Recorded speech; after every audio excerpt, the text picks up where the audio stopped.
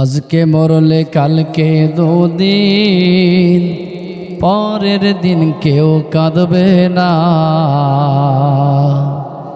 যাদের জন্য করলা কামাই, তারা তোমায় রাখবে না। রাখবে?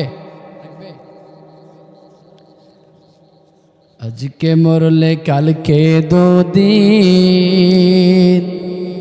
পরের দিন কেউ চিনবেও না। যাদের জন্য করলা কামাই, তারা তোমায় রাখবে না। সময় থাকতে হয়ে যাও তুমি, সময় থাকতে করো আমল, ঈমান করো খাঁটি।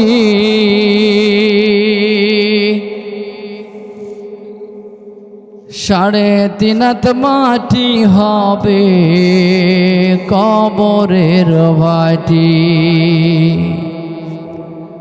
ও মুসলমান, 3.5 হাত কবর হবে তোমার আসল বাড়ি। সময় থাকতে করো তওবা, সময় থাকতে করো তওবা, বিলম্ব নাই করি।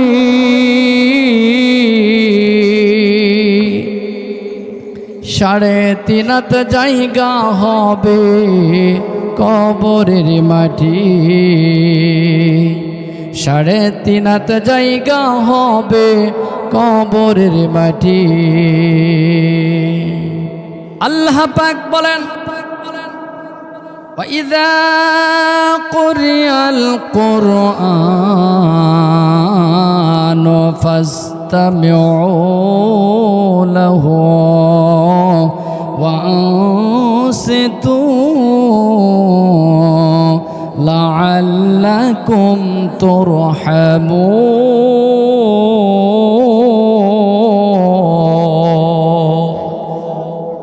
কোন সূরা বললাম? এতক্ষণ যা শুনেছেন এখন ব্যতিক্রমী ওয়াজ। সূরা আরাফ।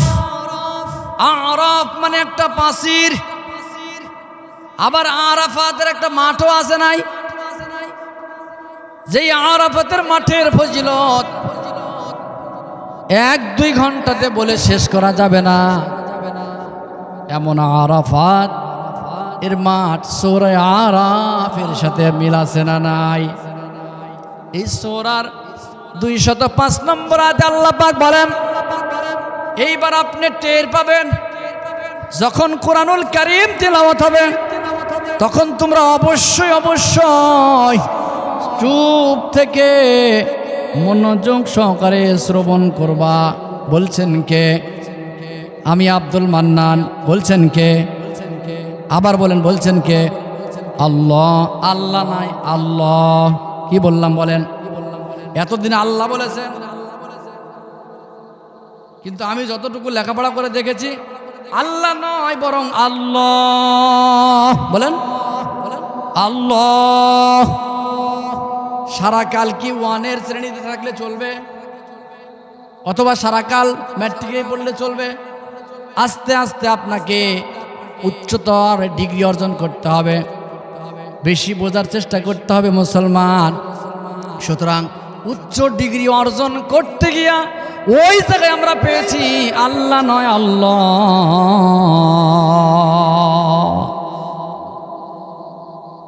ওই আল্লাহ বলছেন, ও দুনিয়ার মানুষ তোমরা শোনো, আমার কোরআনুল কারীমের তেলাওয়াত যখন হবে, এর ব্যাখ্যা বিশ্লেষণ বলেন যাই বলেন না কেন, যখন হবে তোমরা মনোযোগ সহকারে তা শ্রবণ করবা।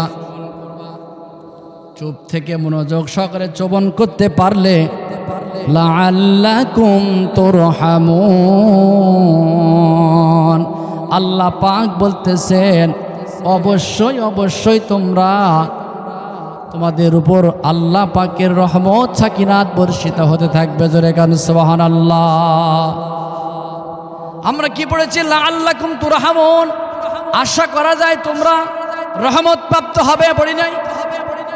কিন্তু লাআল্লাকুম তুরহামুন সবসময় আশা করা যায় হয় না, বরং এখানে লামে তাকিদ দিয়ে যদি এর তর্জমা করা হয় তাহলে আল্লাহ বলতেছেন তোমরা যদি মনোযোগ সহকারে চুপ থেকে কোরআনুল কারীমের আয়াতগুলো শোনো, আর এই সবার সময়তে যদি শুনে থাকো তাহলে অবশ্যই অবশ্যই অবশ্যই আমি আল্লাহ বলে গেলাম যে তোমরা সফল কাম হবে, রহমত প্রাপ্ত হবে। জোরে জোরে কন সুবহানাল্লাহ। এইবার চলুন আলোচনা, যেই আয়াতে কারিমা তিলাওয়াত করেছি, যারা শিক্ষিত সমাজ আছে, হাফেজে কোরআন আছেন, তারা হয়তোবা বুঝতে পেরেছেন, কিন্তু অনেকেই বুঝে নাই। তাহলে তো আজকের আলোচনা সফল হবে না, হবে আজকের এই আয়োজনটা সফল হবে না। সুতরাং আয়োজনকে আমরা সফল করব, সফল দুইটা, একটা হচ্ছে ওয়াজ শুনতে হবে, নিজেরকে তৈরি করতে হবে, সংযোজন করতে হবে, আগামীকাল থেকে সে অনুযায়ী চলতে হবে, তাহলে ইহকালে শান্তি হবে, পরকালে মুক্তি হবে। জোরে গান সুবহানাল্লাহ। 2 নম্বর, এই মসজিদে দান সদকা করতে হবে। দান সদকা না করলে পূর্ণাঙ্গ মুমিন হওয়া যাবে না, সেটাও আলোচনার মধ্যে এক সময় টের পেয়ে যাব ইনশাআল্লাহ। এবার আবার চলেন, আবার সকলে পড়েন ফাউযু বিল্লাহি মিনাশ শাইতানির রাজিম, বিসমিল্লাহির রাহমানির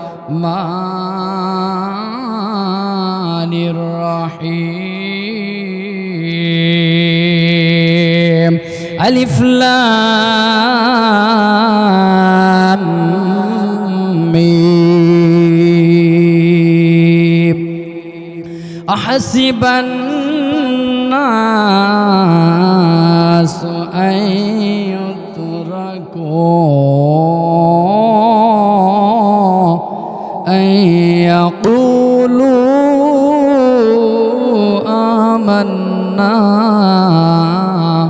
وهم لا يفتنون। আল্লাহু আকবার, আল্লাহু আকবার। মানে আল্লাহ বড় না ছোট? তাহলে আল্লাহ বড়, এই কথা তো আমরা আল্লাহর বান্দা হয়ে মুখ বন্ধ রাখার তো কোনো কারণ দেখছি না, কারণ আল্লাহ বড় এই কথা সবসময় যত বলবো। বিজ্ঞান বলতেছেন, আধুনিক চিকিৎসা বিজ্ঞান লিখেছেন, চিকিৎসা থিওরির ভিতরে পেশ করেছেন, মানুষ যত বেশি বেশি আল্লাহু আকবার বলবে তত বেশি বেশি মানুষের হার্ট সুস্থ থাকবে।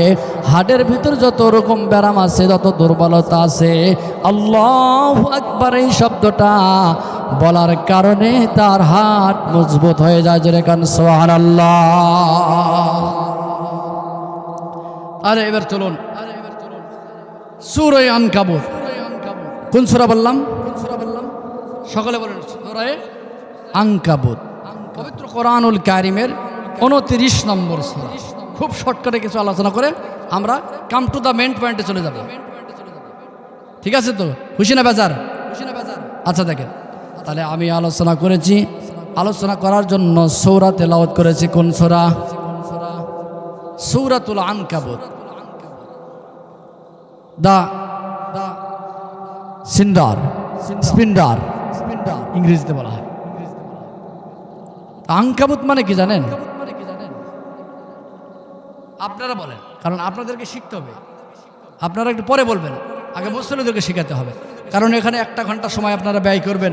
সেই সময়টা যদি মাঠে মারা যায় তাহলে এই সময়ে হয়তো পারে আপনার বিরুদ্ধে আল্লাহ কিছু সাক্ষী দিবে। যদি সময়ের কাজ না হয়, সময়ের যথার্থ যদি এর ব্যবহার না থাকে, ঠিক না ভাই? সুতরাং সময়টা কাজে লাগার জন্য আমরা একটু করে বক্তা এবং শ্রোতা আন্ডারস্ট্যান্ডিং থাকলে আলোচনাটা বলেও ভালো লাগবে, আপনারা শুনেও মজা পাবেন। আর বলা বলির ভিতরে হয় কি জানেন? মাঝখানে শয়তান প্রবেশ করতে পারে না। এই শয়তানকে দূরে সবসময় রাখার জন্য বক্তা এবং শ্রোতার আন্ডারস্ট্যান্ডিং থাকতে হবে। কতদিন এইদিকে ছিলাম মাধাই পাড়াতে, 10টার থেকে মোটামুটি 1টা পর্যন্ত আলোচনা চলেছে। আপনাদেরকে অতক্ষণ বিরক্ত করব না, কি রাজি আছেন? অতক্ষণ বিরক্ত করব না, আপনাদেরকে অল্প কিছু সময়, ঠিক না? কারণ মানুষের ধৈর্য শ্রুতি হয়ে গেলে কোরআন হাদিসের কথা যতই বলেন আর ভালো লাগবে না। সুতরাং যাতে করে ধৈর্য থাকে, এর ভিতরেই সমাপ্ত করব ইনশাআল্লাহ। সুবহানাকা লা ইলমা লানা ইল্লা মা আল্লামতানা ইন্নাকা আনতাল আলিমুল হাকিম। সকলে প্রাণ খুলে বলুন আল্লাহুম্মা আমিন। সূরাতুল আনকাবুত, আনকাবুত মানে হলো মাকড়সা। এইখানে যারা আছেন হুজুর বাদে, আপনারা কোনোদিন শুনেছেন এই কথাটা যে আনকাবুত মানে মাকড়সা? শুনেছেন? শোনেন নাই? তার মানে মাকড়সার নামে সূরা আছে, এটা কে কয়জনে জানতেন? এখানে জানতেন না, জানতেন না। কিন্তু নাহাল মানে মৌমাছি, এর নামে সূরা আছে, এটা জানতেন নাকি? যেটা পবিত্র কোরআনের 16 নম্বর সূরা, সূরাতুন নাহাল। নাহাল মানে কি? মৌমাছি। দি বি ইংরেজিতে বলা হয়, বি ডবল ই, মৌমাছি।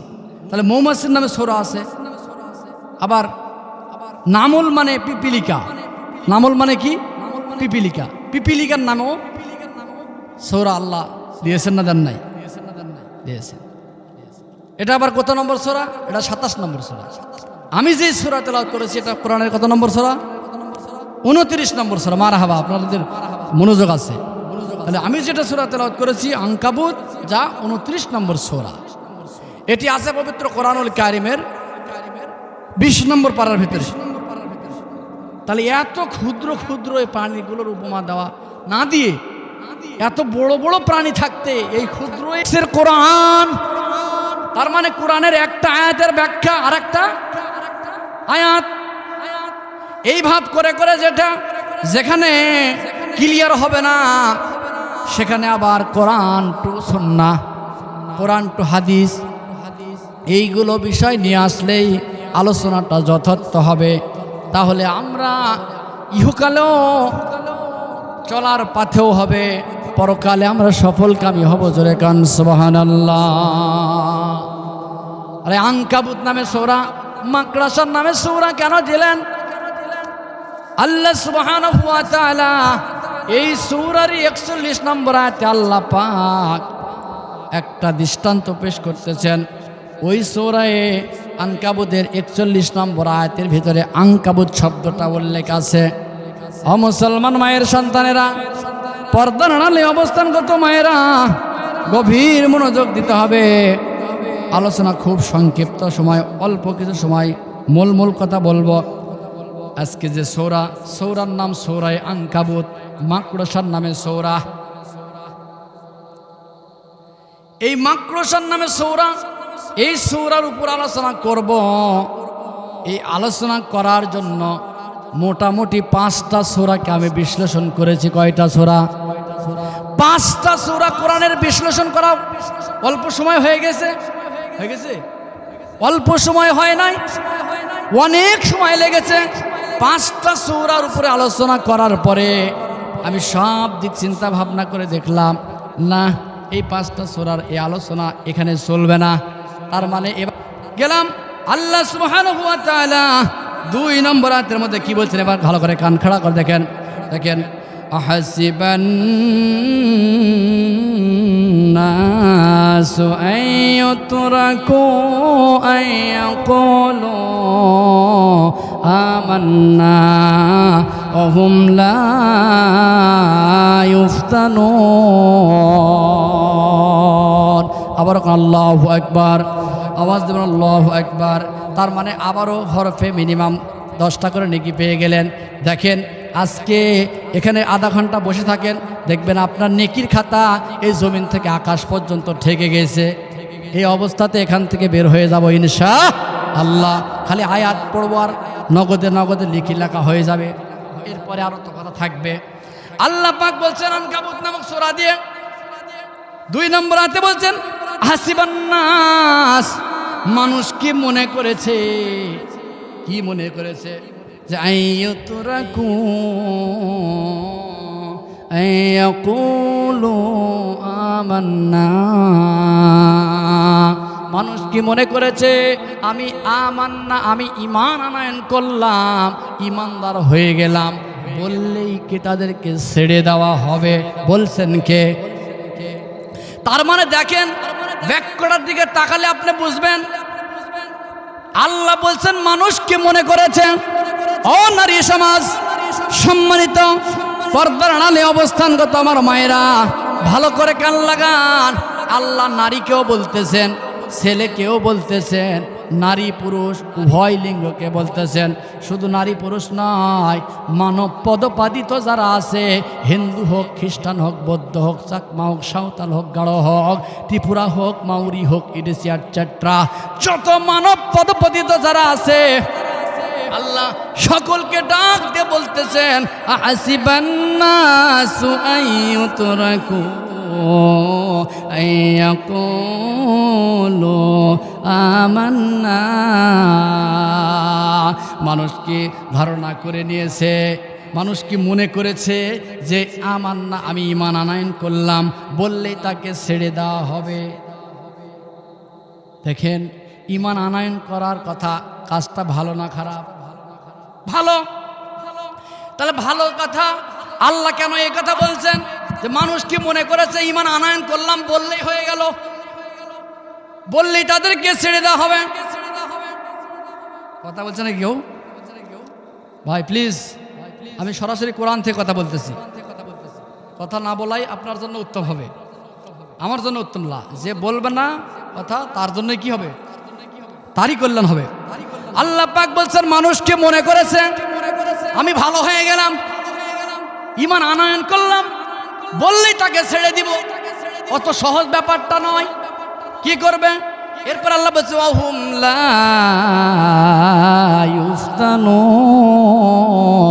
ইফতানুন, আমি কি তাদেরকে পরীক্ষা করব না?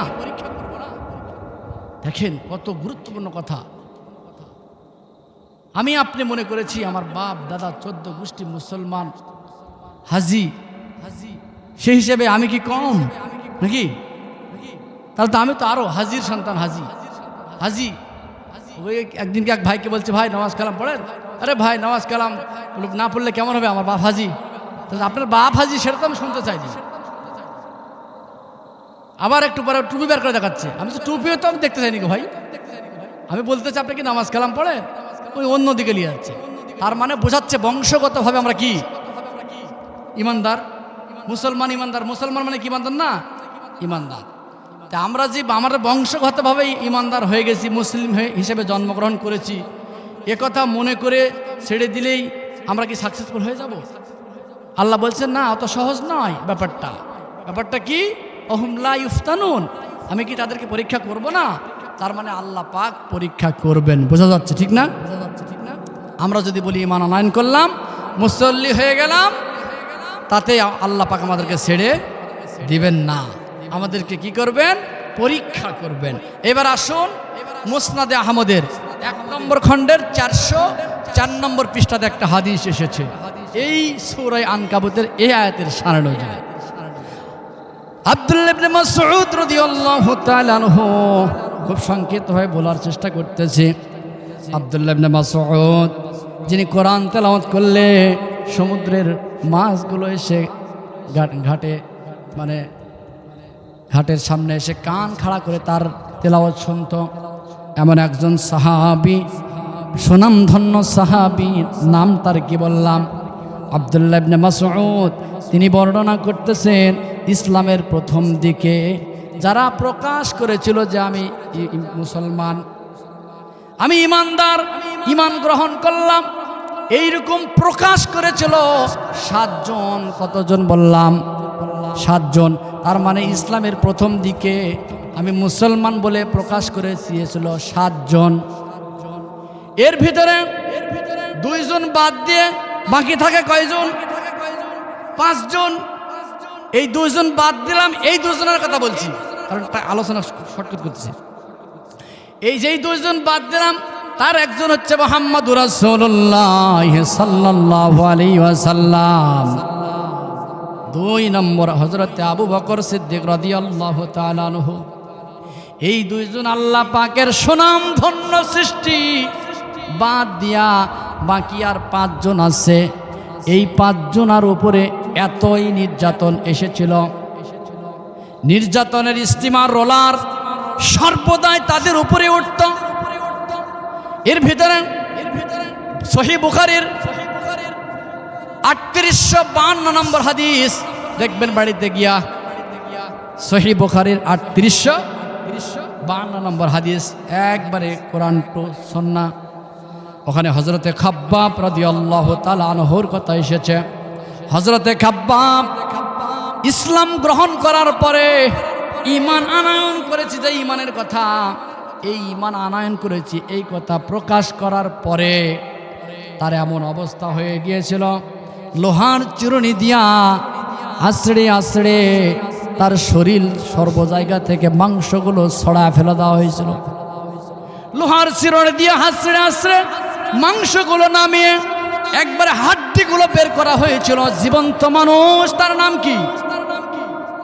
কথা হচ্ছে না, সাহাবীর নাম বলবেন না ভাই। হযরতে খাব্বাব রাদিয়াল্লাহু তাআলা আনহু, একজন জীবন্ত মানুষের শরীর থেকে লোহার চিরুনি দিয়া মাংসগুলো নামানো হচ্ছে। কতই না নির্যাতন হয়েছে, কতই না কষ্ট ভোগ করেছে গো ভাইজান। শুধু একজন নয়, হযরতে বেলাল, এই বেলালকে কত কষ্ট দেওয়া হয়েছিল এই ইতিহাস পেশ করতে লাগলে 1-2 ঘন্টাতে শেষ করা যাবে না। তবে ধারাবাহিকতা রক্ষার জন্য এতটুকু তো বলতেই হবে। হযরতে বেলাল বিন বারা, এই হযরতে বেলাল রাদিয়াল্লাহু তাআলা আনহু এর 2 পায়ে ঘোড়ার 2টা রশি বেঁধে দিয়া 2 দিকে ঘোড়াকে তাড়ান দেওয়া হতো। ও মুসলমান মায়ের সন্তান, আপনি আমি মনে করতেছি মুসলমান ঘরে জন্মগ্রহণ করেছি, ইমানদার হয়ে গিয়েছি, ওই ইমানের কথাই তো প্রকাশ করতেছিলেন হযরতে খাব্বাব। ওই ইসলাম গ্রহণের কথাটাই প্রকাশ করেছিলেন হযরতে খাব্বাব। তখন তার শরীর থেকে মাংসগুলো টেনে টেনে নামানো হয়েছে। কত নির্যাতন সহ্য তারা করেছে।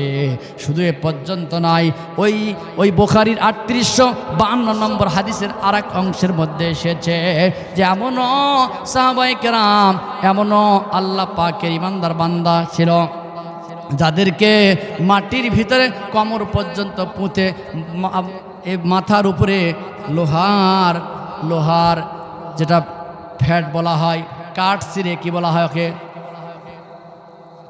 এই করাত, আচ্ছা ভালো বুঝেছে, করাত, এই করাত দিয়া জীবন্ত মানুষকে যদি চিরা হয়, আপনি একটু অন্তরের কান লাগে একটু চিন্তা করে দেখেন তো ভাই। যদি জীবন্ত মানুষের মাথায় যদি এইভাবে মাথা চিরা হয়, তাহলে অবস্থা কত কঠিন এবং জটিল সেই সময় ছিল। এই কথাটা কোন প্রসঙ্গে হলো? হযরতে খাব্বাব একদিন নবীজির কাছে গিয়ে বলতেছে, ইয়া রাসূলুল্লাহ, ওই সময় নবীজির জিল্লিল কাবার চত্বরে একটা চাদর মুড়ি দিয়া এইভাবে চাদর তাওয়া করা, ওখানে মাথা দিয়া পৃথিবীর শ্রেষ্ঠ সৃষ্টি মুহাম্মদ সাল্লাল্লাহু আলাইহি ওয়াসাল্লাম ঘুমিয়ে আছেন। ওই সময় হযরতে খাব্বাব চলে গেছে। খাব্বাব যে বলতেছে, ইয়া রাসূলুল্লাহ, আপনি যে ঈমানের দাওয়াত দেন, সেই ঈমানের কথা প্রকাশ করার কারণে এতই নির্যাতনের শিকার আমরা হচ্ছি গো। ইয়া রাসূলুল্লাহ, আর সহ্য হয় না, আপনি আল্লাহর কাছে আপনি হাত মোবারকটা উঠিয়ে আমাদের জন্য একটু দোয়া করেন। তখন প্রিয় নবীজি বলেছিল, খাব্বাব, তোমাকে যেই নির্যাতন করা হয়েছিল এর চাইতে ইতিপূর্বে যারা ইমানদার, আমি এই কথা প্রকাশ করেছে, ইমান আনয়ন করেছি, এই কথাটুকু শুধু বলেছে জনগণের সামনে, তখন তাদেরকে জীবন্ত মানুষদের করাত দিয়ে চিরে চিরে মানুষকে খণ্ড বিখণ্ড করে করে তাদেরকে শাস্তি দেওয়া হয়েছে। তার কিছু অংশ তোমার উপরে উঠেছে, অত তো হয় নাই। এখনই তুমি এত অধৈর্যরা হয়ে গেছো। এইভাবে সাহাবাই কেরামদেরকে নবীজি সান্ত্বনা দিচ্ছেন। এই সান্ত্বনা দিতেই সেই মাক্কি জীবনের ওই মুহূর্তে আল্লাহ পাক সূরা আনকাবুতের এই আয়াত 2 নম্বর আয়াত নাজিল করে দিয়ে সকলকে জানিয়ে দিচ্ছে যে আহাসিবান নাসু আইয়ুতরাকু আইয়াকুলু আমান্না ওয়া হুম লা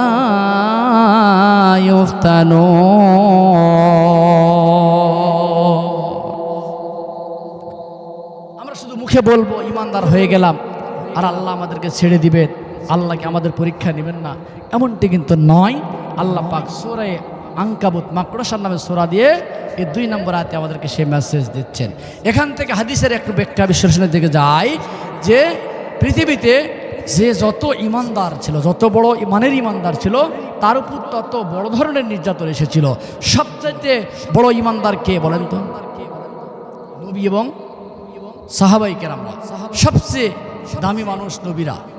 এই নবীদের উপরে আল্লাহ পাক সেই বেঈমান বান্দারা নবীদের উপরে বেশি নির্যাতন করেছে। কারণ কি? তাদের ঈমান বেশি ছিল। এরপরে নবীদের নিচে আছে সাহাবাই কেরাম, এদের একটু কম নির্যাতন হয়েছে। এইভাবে তাবি এইভাবে আজকে শেষ নবীর উম্মত হিসেবে তার নবীর ওই খাঁটি আশেক যে হবে, ওই ধারাবাহিকতায় প্রত্যেকের উপরে এই নির্যাতনের অংশ আসবে। আসলেই মনে করতে হবে যে না, আমি আল্লাহ রাসূলের উম্মতের মধ্যে একটু একটু হলেও পড়তেছি, কারণ সিলসিলাতে প্রমাণ হয়ে যাচ্ছে। আর যদি না হয় তাহলে মনে করতে হবে সামথিং ইজ রং, কোথাও আমার সমস্যা আছে, হয় আমি মুমিন হতে পারি নাই, অথবা আমি পূর্ণাঙ্গ মুত্তাকি হিসেবে আমি যে কাজ আমার করার দরকার এই কাজ আমি করতে পারি নাই। আজকের সমাজের দিকে তাকালে দেখা যায় যে মানুষ মুমিন হওয়া তো দূরের কথা, মানুষ মুনাফিক হয়ে যাচ্ছে। ঠিক না ভাই? মানুষ মুনাফিক হয়ে যাচ্ছে। এই মুনাফিক এতই খারাপ, আমি পাবনাতে তাফসীর করতে গিয়ে বলে আসলাম, হয় মুমিন হন, আর যদি কপাল খারাপ হয় তাহলে কাফের হন।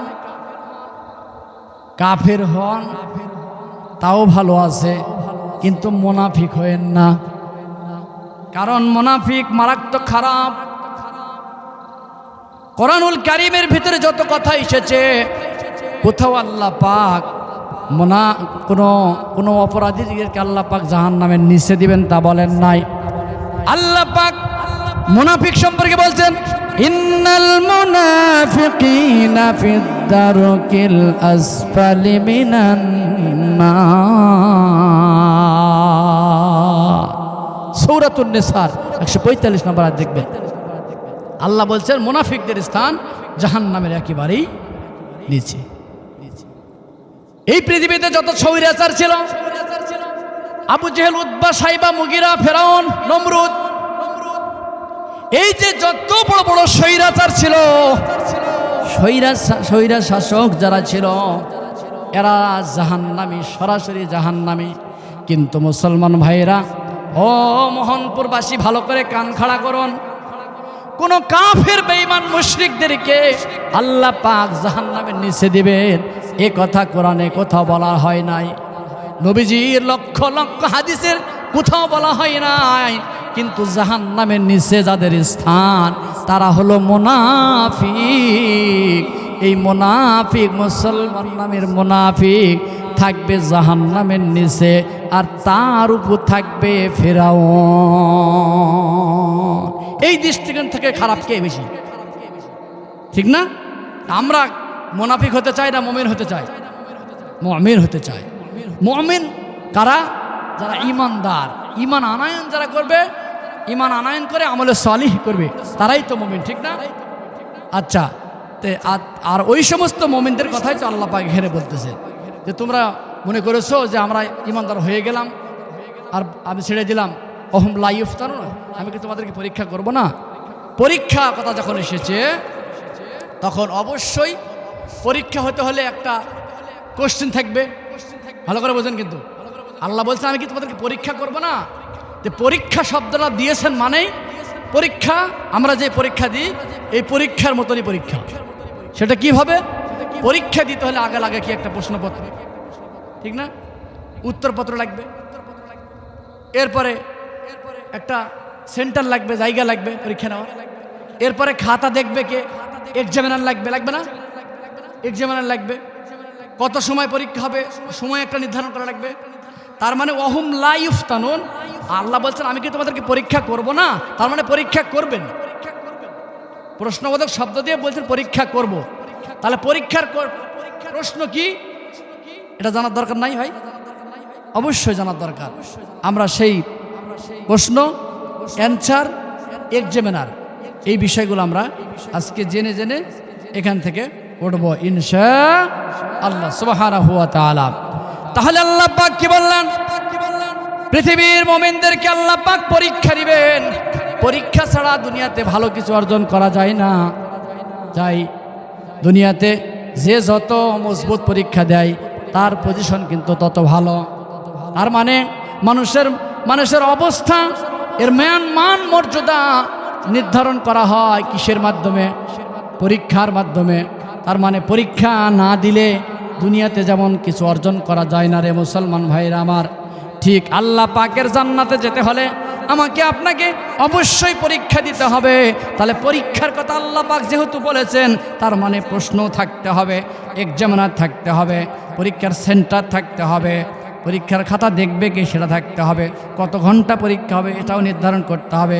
এগুলো সব নির্ধারণ করে নিয়মতান্ত্রিকের মধ্যে যখন পরীক্ষা নেওয়া হবে তখন সেটার নাম হবে কি? পরীক্ষা। সেটার নাম পরীক্ষা। আসলে ওগুলো সব পরে না হয় বলতেছি।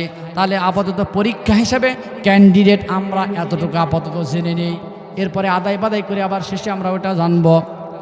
পরীক্ষা যেহেতু নেবেন, তাহলে পরীক্ষা নেবেন কাদের কাছ থেকে? আমরা। তার মানে আমরা পরীক্ষার ঠিক পৃথিবীর মানুষ সবাই পরীক্ষার্থী। এই পরীক্ষার প্রশ্ন কোরআনুল কারিমের 30টা পারা, অর্থাৎ 114টি সূরা। এই 114টি সূরা হলো প্রশ্ন। এবার আপনি একটু বিবেক দিয়ে চিন্তা করে দেখেন তো, আপনাকে আল্লাহ পাক প্রশ্ন দিলেন, কতটা প্রশ্ন দিলেন? 114টা সূরা আপনার জন্য প্রশ্ন থাকলো। এবার যদি বলেন হুজুর ওই 114টি প্রশ্ন আমার দেখার দরকার নাই, আমার খাতা দিক, আমি লিখে মুখস্থ লিখে আসবো। প্রশ্ন না দেখে অ্যান্সার লিখলে কি তার দাম থাকবে না পাগল বলবে?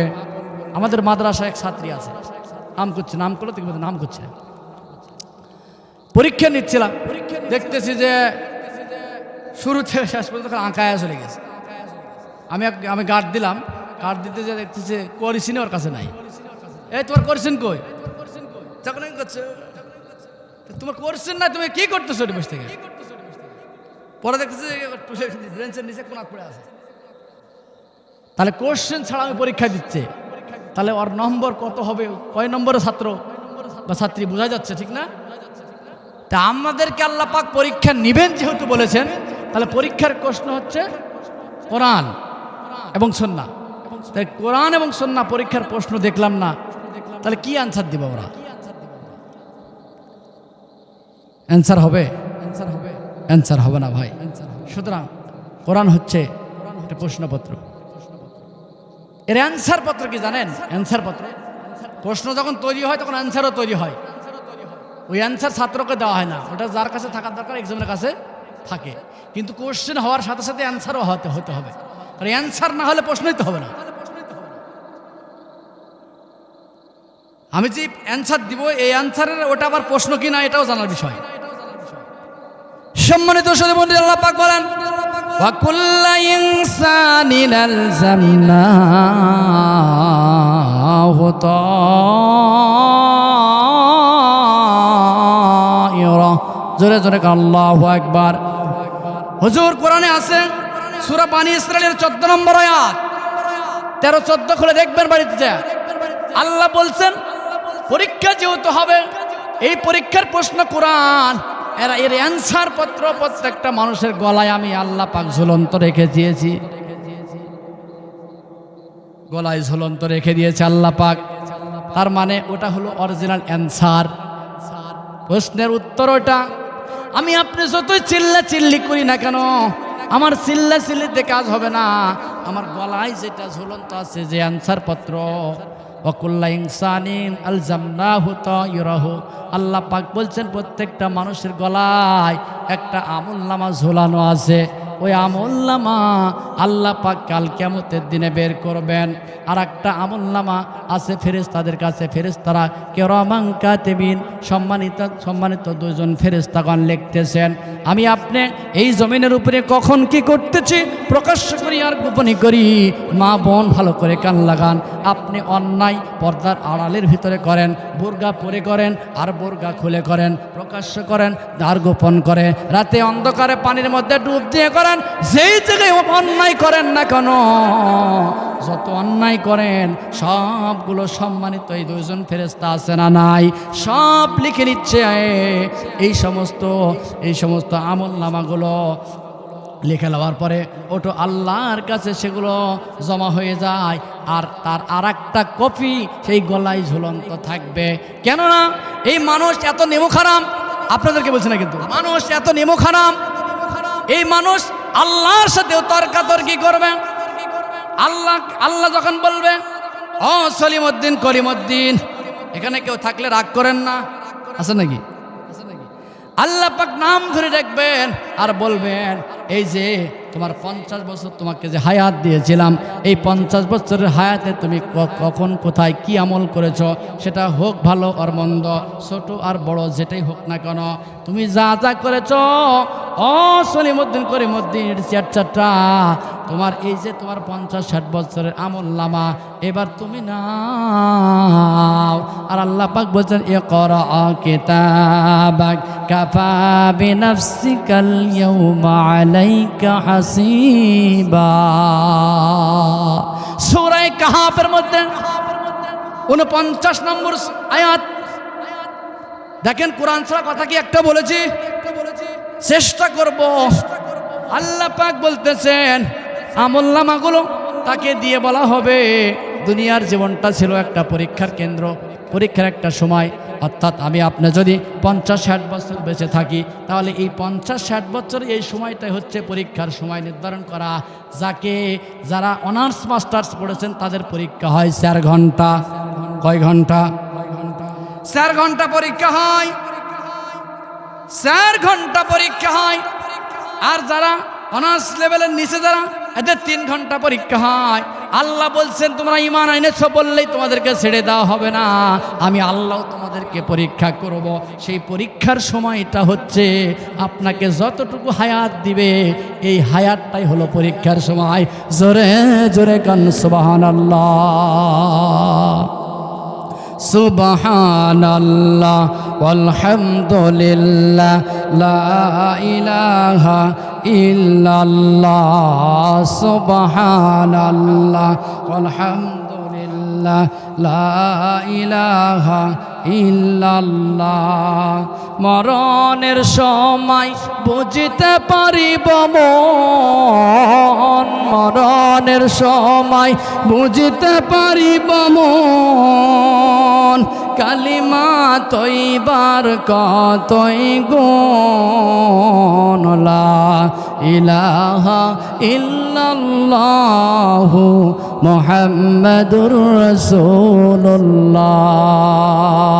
সকলে পড়েন সাল্লাল্লাহু আলাইহি ওয়াসাল্লাম। সম্মানিত উপস্থিতি, আজকের আয়োজনের উদ্দেশ্য কয়টা? 2টা। এতক্ষণ করলাম কয়টা? 1টা। এইবার গেলাম কয় নম্বরে? 2 নম্বরে। এবার আসুন, আল্লাহ পাক কোরআনুল কারীমের মধ্যে বলছেন ঈমান আনয়ন করেছো বললেই তোমাদেরকে ছেড়ে দেওয়া হবে না, তোমাদেরকে পরীক্ষা নেওয়া হবে। এই জন্য আল্লাহ পাক ঈমানকে পরিপূর্ণ করার জন্য সূরাতুল আসরের মধ্যে বলেছেন কি জানেন? ছোট্ট একটা সূরা আসরের মধ্যে বলে দিয়েছেন 4 গুণ বিশিষ্ট মানুষ বাদে যারা আছে, সে মিম্বার থেকে প্রধানমন্ত্রী যে হোক না কেন, 4 গুণ না থাকলে সে ক্ষতির ভিতরে নিমজ্জিত, অবশ্যই ক্ষতির ভিতরে নিমজ্জিত। এই 4 গুণের একটা গুণ, প্রথম নাম্বার 1, একটা হচ্ছে যে ইল্লাল্লাযীনা আমানু, ঈমান আনয়ন করা। আর সূরা আনকাবুতের 2 নম্বর আয়াতে কি বলছেন? তোমরা ঈমান আনয়ন করেছো বললেই তোমাদেরকে ছেড়ে দেওয়া হবে না। সম্মানিত ভাইরা, গভীর মনোযোগ দেন। আল্লাহ পাক ইমানদারের 9টা গুণ সূরাতুল মুমিনুনের মধ্যে পেশ করেছেন। এই সূরা মুমিনুনের ভিতরে ইমানদারের 9টা গুণ, কয়টা গুণ বললাম? 9টা গুণ বর্ণনা করেছেন। এই 9টা গুণের 1 নম্বর গুণ কি জানেন? 1 নম্বর গুণ সেটা আল্লাহ পাক সূরা বাকারার প্রথম দিকে বলে দিয়েছেন, আল্লাযীনা ইউমিনুনা বিল গায়বি ওয়া ইউকিমুনাস সালাতা ওয়া মিম্মা রাযাকনাহুম ইউনফিকুন। আল্লাহু আকবার। সূরা মুমিনুনের ভিতরে 9টা, এর ভিতরে আরেকটা, এই 9টার ভিতরে একটা স্থান পেয়েছে সূরাতুল বাকারার প্রথম দিকে। আল্লাহ পাক বলছেন ঈমানদার তো তারা যারা আল্লাহর দেওয়া রিজিক থেকে আল্লাহর রাস্তায় খরচ করবে যারা। যদি বলেন হুজুর নামাজ পড়ব, রোজা করব, জিকির আজগার করব, দান করব না, মসজিদ মাদ্রাসায় সহযোগিতা করব না, আল্লাহর কসম করে বলতে পারি পূর্ণাঙ্গ মুমিন না, এটা হচ্ছে অপূর্ণাঙ্গ মুমিন। আল্লাহ পাক বলছেন ইয়া আইয়ুহাল্লাযীনা আমানু দুখুলু ফিস-সিলমি কাফা, হে ঈমানদারেরা তোমরা পরিপূর্ণ ইসলামের মধ্যে প্রবেশ করো। তাহলে পরিপূর্ণ ইসলামের মধ্যে প্রবেশ করতে হলে কোরআনুল কারীম পরিপূর্ণই মানতে হবে। কোরআনুল কারীম পরিপূর্ণ মানতে যদি চান তাহলে এক অংশে বলা হচ্ছে যে তুমি নামাজ পড়ো, আর এক অংশে বলা হচ্ছে তুমি দান করো। সুবহানাল্লাহ। এর 1 নম্বর আয়াত তেলাওয়াত করে তার বিশ্লেষণ করেছি। 2 নম্বর আয়াতের কিছু অংশ আছে, কিন্তু 2 নম্বর আয়াতে আরও অনেক কথা আছে। 3 নম্বর আয়াতে আল্লাহ পাক বলেছেন ওয়ালাকাদ ফাতান্নাল্লাযীনা মিন ক্বাবলিহিম ফালাইয়ালামান্নাল্লাহুল্লাযীনা সাদাকু ওয়ালাইয়ালামান্নাল কাযিবিন। আল্লাহ পাক বলছেন ওয়ালাকাদ ফাতান্নাল্লাযীনা, অবশ্যই আমি আল্লাহ পাক তোমাদেরকে পরীক্ষা করব, যেমন পরীক্ষা করেছিলাম ইতিপূর্বের যত মানুষ দুনিয়াতে এসেছিল সকলের পরীক্ষা আল্লাহ পাক নিয়েছেন। আর আল্লাহ পাক দেখবেন পরীক্ষা নিয়ে কারা সত্যবাদী আর কারা মিথ্যাবাদী। আবার আর এই সূরার 11 নম্বর আয়াতে বলছেন ওয়ালা ইয়ালামান্নাল্লাহুল্লাযীনা আমানু ওয়ালা ইয়ালামান্নাল মুনাফিকিন। আল্লাহ পাক বলছেন আমি অবশ্যই প্রকাশ করে দেব কারা মুমিন আর কারা মুনাফিক। তাহলে আল্লাহ প্রকাশ করে দিবেন কারা মুমিন আর কারা মুনাফিক। ধরুন আল্লাহ প্রকাশ তো করবেই, যেহেতু বলেছেন করবে, অতএব এই প্রকাশটা করবেন কখন? হাসরের মাঠে গিয়া প্রকাশ করবেন কারা মুমিন কারা মুনাফিক। তাহলে সেই দিন যদি আমরা আল্লাহ পাকের মুমিন বান্দাদের মধ্যে আমরা পড়ি তাহলে তো আমাদের কপাল ভালো। আর যদি সেই দিন মুনাফিক হিসাবে আমরা পরিচিতি লাভ করি তাহলে আমাদের আমও যাবে, সালাও যাবে। মুনাফিক এতই খারাপ, মুনাফিক এতই খারাপ, মুনাফিকদের জানা যায় নবীজিকে আল্লাহ পাক নিষেধ করে দিয়েছিলেন। সম্মানিত উপস্থিতি, তাহলে আমরা মুনাফিক হতে চাই না, আমরা মুমিন হতে চাই। মুমিন হতে হলে আমাদেরকে অবশ্যই পরীক্ষা দিতে হবে। আর পরীক্ষার কেন্দ্র হলো এই দুনিয়া, আর কোশ্চেন হচ্ছে আল কোরআন। আর এর উত্তরপত্র হচ্ছে আমাদের গলায় ঝুলন্ত আছে। এই ঝুলন্ত উত্তরপত্রের সাথে ফেরেশতাদের কাছে একটা উত্তরপত্র আছে, ওই 2টা মিল করবে। বলবেন হুজুর একই জিনিস 2টা দরকার কি? কারণ আমরা মানুষ এতই নেমু খারাপ, যখন ফেরেশতার কাছে আমলনামাটা আমাদেরকে প্রকাশ করা হবে তখন আমরা পণ্ডিতি করব, বলবো এটা মনে হয় ফেরেশতা জোর করে লিখেছে। এই জন্য যাতে বলতে না পারি এই জন্য আমার গলাতে একটা ঝুলন্ত আছে, ওইটা আবার আল্লাহ বের করবেন। বের করে দেখবেন 2টা হবু হবু মিল, তখন আরও কিছু প্রশ্ন বের করবে, আরও কিছু আপত্তি করবে মানুষ। তখন এই মানুষদেরকে অপরাধী প্রমাণ করে তারপরে আল্লাহ পাক জান্নাত এবং জাহান্নামে দিবেন।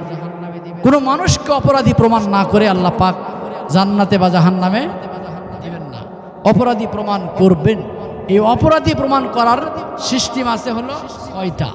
কয়টা সিস্টেম? 6টা। 6টা পদ্ধতিতে একটা মানুষ অপরাধী কিনা তা প্রমাণ করবেন, একটা মানুষ জান্নাতি কিনা নিরপরাধ কিনা সেটাও প্রকাশ করবেন। তার একটা হচ্ছে আপনার আমলনামা আপনার কাছে যেটা আছে সেইটা, এরপরে অঙ্গ প্রত্যঙ্গগুলো আল্লাহর কাছে সাক্ষী দিবে। নিজের অঙ্গ প্রত্যঙ্গ যখন আল্লাহর কাছে সাক্ষ্য দিবে তখন আর বাঁচার কোনো পথ থাকবে না। এই জমিনটাও আল্লাহর কাছে আমাদের পক্ষে এবং বিপক্ষে সাক্ষী দিবে।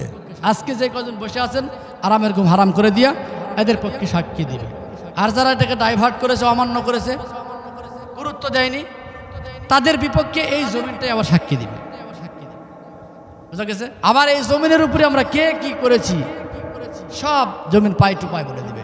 এই যে ইজাজুল জিলাতিল আরদুল জালাহা অখরাজাতিল আরদু আসকালাহা, যখন পৃথিবীটা ভূমিকম্পনে প্রকম্পিত হবে, কেঁপে উঠবে, তখন মাটির ভিতরে যা কিছু আছে স্বর্ণ মুদ্রা ছোট বড় প্রকাশ্য অপ্রকাশ্য সব গোপন জিনিসগুলো ভর করে বের হয়ে যাবে, জমিনের উপরে পড়ে থাকবে। তখন অপরাধীরা বলবে, হাই রে, যে অপরাধ করেছিলাম, গোপন করেছিলাম, আজকে সেটাও প্রকাশ হয়ে যাচ্ছে। এইভাবে নানান আফসোস করবে। আফসোসের সংখ্যা হবে 9টা। কয়টা? আফসোসের সংখ্যা হবে 9টা। তার একটা আফসোস হবে, আল্লাহর কাছে বলবেন, মা আগনা আন্নি মালিয়া, হাইরে আল্লাহ, দুনিয়াতে আমার অনেক অর্থ সম্পদ ছিল, অর্থ সম্পদটা আমার কোনো কাজেই আসলো না। তাহলে এই কথা যখন বলবে তখন আপনি আমি যারা কৃপণতা করেছি, দান সৎকা করিনি, তারাই ওই সম্পদের উপরে লানত পেশ করবে। কি করবে? লানত পেশ করবে। সম্পদকে বলবে, সি তোর কারণে আজকে এত লাঞ্ছিত হলাম, তোর কারণে এই সম্পদের কারণে একটা ভালো মানুষের উপর নির্যাতন করেছিলাম, তার উপর কষ্ট দিয়েছিলাম, একটা ভালো মানুষের বিপক্ষে কাজ করেছিলাম, একটা ভালো মানুষকে রাতে অন্ধকারে হত্যা করেছিলাম। এই অর্থ সম্পদের কারণে আজকে এই অর্থ সম্পদ এভাবে পড়েই আছে, কেউই যে নিচ্ছে না, এইরকমভাবে আফসোস করতে আরম্ভ করবো আমরা। কিন্তু সেদিন আফসোস করে কাজ হবে না, সেদিন আরও আফসোস করবো। ফাসাদ্দাকা ওয়া কুম মিনাস সালিহিন। সূরা মুনাফিকলে বলছিলাম না, মুনাফিকলে কথা বলছিলাম, সেই সূরা মুনাফিকের মধ্যে শেষ নম্বর আয়াতের দিকে আল্লাহ পাক বলছেন যে এক শ্রেণীর মানুষেরা তারা আল্লাহর কাছে বলবে, আল্লাহ আমাদেরকে আরেকবার দুনিয়াতে পাঠাও, এইবার ফাসাদ্দাকা ওয়া কুম মিনাস সালিহিন, এইবার দুনিয়াতে গিয়ে আমরা দান করব, সদকা করব, আমলে সালিহ করব, ভালো ভালো কাজ করব। আল্লাহ বলবেন, বান্দারে আর যে হবে না, পরীক্ষার সময় যে পরীক্ষার সময় শেষ হয়ে গেলে আর লিখতে দেয় না। কি করে? খাতা টান দিয়ে নিয়ে যায়, প্রয়োজনে ছিঁড়ে যায়, কারণ টাইম শেষ। সুতরাং পরীক্ষার এই দুনিয়াটা পরীক্ষার জায়গা। এই পরীক্ষার সময় শেষ তখন হবে যখন আজরাইল আসবে। আজরাইল যখন আসবে তখন আমি আপনি দান করতে চাইবো, ভালো মানুষ হতে চাইবো, আমলে সালি করতে চাইবো, একজন ইমানদার নর এবং নারী হয়ে যাওয়ার চেষ্টা করব। কিন্তু আল্লাহ পাক বলবেন, না, আর গ্রহণযোগ্য হবে না। সম্মানিত মায়েরা, মাদেরকে বলবো, মায়েরা, 6 শ্রেণীর নারীরা সরাসরি নবীজি জাহান্নামী বলেছেন। তিরমিজির 3272 নম্বর হাদিস, দলিল ছাড়া কথা বলবো না ইনশাল্লাহ। তিরমিজির 3272 নম্বর হাদিসে বলেছেন 6 শ্রেণীর নারীরা সরাসরি জাহান্নামী। এরা যতই ভাব দেখা, এরা বুরকা পরে থাক, পর্দা করুক, যাই করুক না কেন, 6 শ্রেণীর নারীরা সরাসরি জাহান্নামী। তার মধ্যে 1 শ্রেণীর নারী যারা চুল খুলে পুরুষের মতন ঘুরে বেড়ায়, মাস্তানি করে বেড়ায়, এই শ্রেণীর নারীদেরকে নবীজি সরাসরি জাহান্নামী বলেছেন। 2 নম্বর, যারা স্বামীকে অসম্মান করে, এই শ্রেণীর নারীকে নবীজি সরাসরি জাহান্নামী বলেছেন। 3 নম্বর, যারা অপবিত্র থেকে পবিত্র হতে অলসতা করে, নারীরা ভালো বুঝবেন, এই শ্রেণীর নারীকে নবীজি সাল্লাল্লাহু আলাইহি সাল্লাম সরাসরি জাহান্নামী বলে দিয়েছেন। এরপর নবীজি আরো বলেন, যেই নারীরা স্বামীকে সব সময় দৌড়ের উপর রাখে, এই নিয়ে আসা হলো, আবার এই নিয়ে আসো হলো, আর একটা ফেঁকড়া বাজালো, গন্ডগোল শুরু হলো, ঝগড়া শুরু হলো, এক সময় কিলাকিলিও হয় স্বামী স্ত্রী। আপনাদের অঞ্চলে কিন্তু না, ভুল বললাম। এই ঘটনা যখন ঘটে যাবে, নবীজি বলেছেন এই শ্রেণীর মহিলা যারা সরাসরি জাহান্নামী। এরপরে 6 নম্বর শ্রেণী, নবীজি সাল্লাল্লাহু আলাইহি সাল্লাম বলেন, যেই সমস্ত নারীরা মানুষকে অভিশাপ করে, এই শ্রেণীর নারীরা জাহান্নামী। নবীজি আরও বলে দিয়েছেন, যে শ্রেণীর নারীরা পরের সুখ সহ্য করতে পারে না, পরের সুখ দেখে হিংসা করে বেড়ায়, এই শ্রেণীর নারীরা নবীজি সাল্লাল্লাহু আলাইহি সাল্লাম বলেছেন জাহান্নামী। ইমাম গাজ্জালী রাহমাতুল্লাহ আলাইহি বলেন, চার শ্রেণীর নারীরা কোনোদিন আল্লাহর জান্নাতের সুগ্রাণ পাবে না। ওটা নবীজির হাদিস গেল 6টা, আর ইমাম গাজ্জালী বলছেন কয়টা? 4টা। 1 নম্বর আহিরা, ওই শ্রেণীর মহিলারা জান্নাতের সুগ্রাণ পাবে না, যাওয়া তো দূরের কথা, যেই শ্রেণীর মহিলারা সবসময় রূপ সজ্জা করে বেড়ায়। 2 নম্বর রূপের অহংকার করে বেড়ায়। 3 নম্বর মিথ্যা মিথ্যা কসম খায়। 4 নম্বর না, স্বামী না থাকলে তাদের আনন্দ উল্লাস আরও বেড়ে যায়, পরপুরুষের সাথে কথা বলতে তারা মজা পায়। এই শ্রেণীর নারীরা জান্নাতে যাওয়া তো দূরের কথা, এরা জান্নাতের সুগ্রাণও পাবে না। জোরে জোরে কান নাউজুবিল্লাহ। এইবার নাসাইর হাদিস, নবীজি বলেছেন 4 শ্রেণীর নারীরা জান্নাতি। সুবহানাল্লাহ। 4 শ্রেণীর নারীরা জান্নাতি। 1 নম্বর, যখন নারীদেরকে কোনো কিছু নির্দেশ প্রদান করবে, স্বামীরা বৈধ কোনো কাজে নির্দেশ দিবে, তখন তারা খুব দ্রুতই সম্পাদন করবে। সুবহানাল্লাহ। 2 নম্বর, যেই সমস্ত নারীরা তাদের স্বামীদের কসমকে মুক্ত করে, স্বামীদের সাথে সাহায্য সহযোগিতা করে। সম্মানিত ভাই মা বোন, সম্মানিত মায়েরা, গভীর কান লাগান।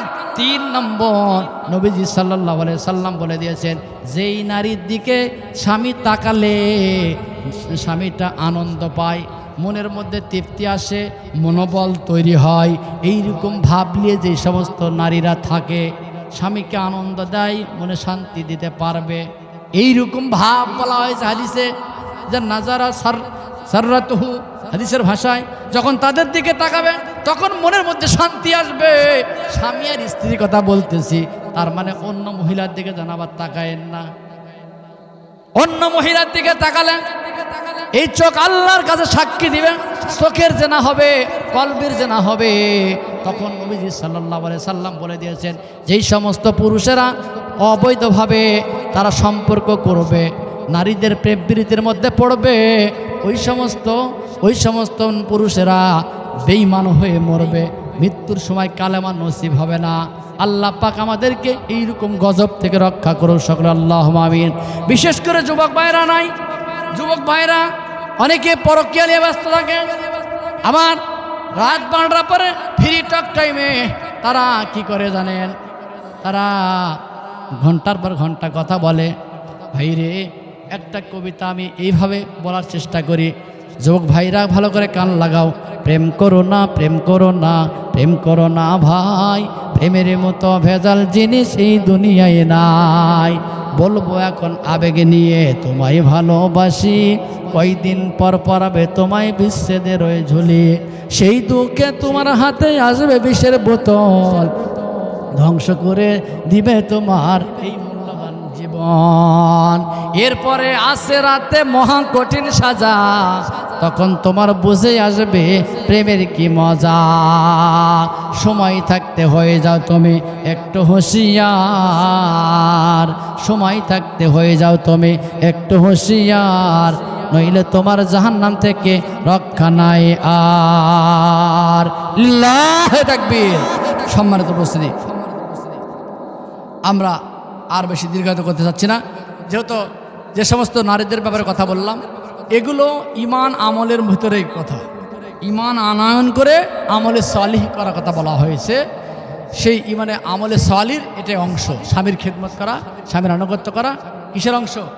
সহিহ আল জামের এর 660 নম্বর হাদিস, সহিহ আল জামের 660 নম্বর হাদিস, নবীজি বলে দিয়েছে নারীরা 4 কাজ করলে সরাসরি জান্নাতি। কয় কাজ করলে?